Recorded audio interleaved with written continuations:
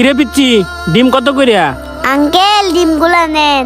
Uncle আজকে আমি ডিমগুলো কম দামে দিয়ে দেব। আঙ্কেল মাত্র 20 টাকা হালিতেই বিক্রি করব। কি বলিস, মাত্র 20 টাকা আলি ডিম? পচা হবে না তো আবার? এ পিচ্ছি, ডিম কত করে আলি রে? আঙ্কেল আজকে ডিমগুলো কম দামে দিয়ে দেব। আঙ্কেল মাত্র 20 টাকা হালি। মাত্র 20 টাকা হালি?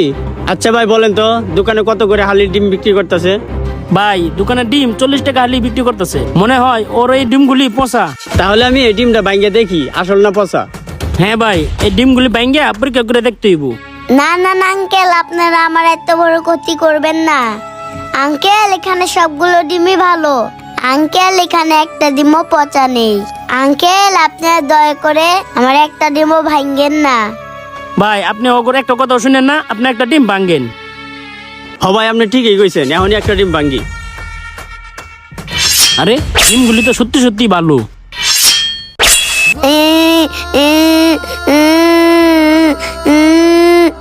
কি হয়েছে মামুনি, তুমি কান্তাছো কেন? আঙ্কেল দেখেন না, এই দুইটা আঙ্কেল না আমার একটা ডিম ভেঙে ফেলেছে। তারা একটা ডিমই তো তোমার ভেঙে ফেলেছে, তার জন্য এত কান্না করা লাগে? আঙ্কেল শুনেন না, আমার বাসায় না বাড়িওয়ালার মেয়ের না জন্মদিন। সেই জন্মদিন দেখে আমার ছোট ভাই অনেক কান্না করতেছে। এই ডিমগুলো বিক্রি করে আমার ছোট ভাইয়ের জন্য একটা জন্মদিনের কেক কিনবো। এই ডিমগুলো এই জন্য আমি সস্তা দামে বিক্রি করতেছি।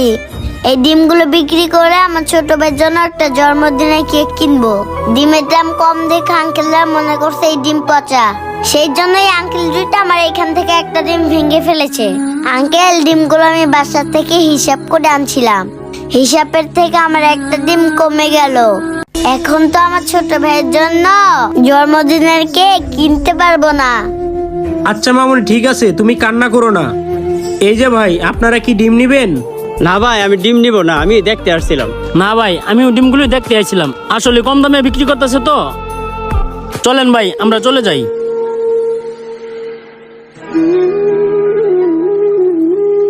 আচ্ছা মামুনি, আমি তোমার সবগুলো ডিম নিব।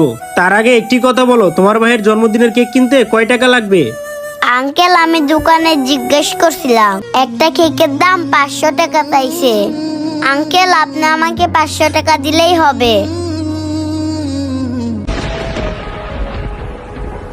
আম্মু এই নাও, এখানে 1000 টাকা আছে। তোমার ডিমের 500 টাকা আর তোমার ভাইয়ের জন্মদিনের কেক কিনবা 500 টাকা দিয়ে। এই নাও টাকাগুলো রাইখা তুমি আমারে ডিমগুলো দাও। ঠিক আছে আঙ্কেল, আপনাকে আমি পলিথিন দিতেছি।